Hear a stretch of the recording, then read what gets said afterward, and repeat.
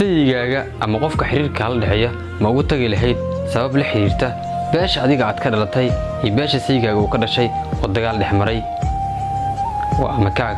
waxaan idin wadnaa muuqaal naxdintiisa wata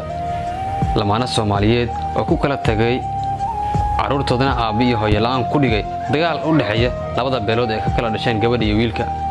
Maxamed Deeq iyo Shukri oo ah lamaane muddo badan soo wada noolaa iskuna dhalay laba caruur ah ayaa ku kala tagay dagaal u dhaxeeya labada beelood oo isdagaalay awgeed Maxamed Deeq iyo Shukri oo ah lamaane muddo badan soo wada noolaa dib iyo dheefna soo wada qaybsan jiray caruurna isku dhalay ayaa caruurtoodii hooyo aabba la'aan ku dhigay dagaalka u dhaxeeya labada beelood ee ka kala dhasheen Maxamed Deeq oo ah wiil u dhashay beesha Isxaaq iyo Shukri oo ah gabar u dhalatay beesha Dhulbahante ayaa ku kala tagay sabab la xiriira dagaalka ka dhaxeeya beesha Isxaaq iyo beesha Dhulbahante Maxamed Deeq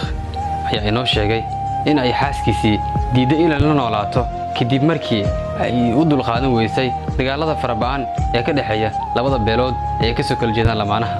hase yeeshee maxaa ka qosaya laba qof oo isla nool oo isjecel oo shalay qabiil oo isku darin in maanta ay u kala tagaan sabab qabiil darteed ma jahilnima ma aqliya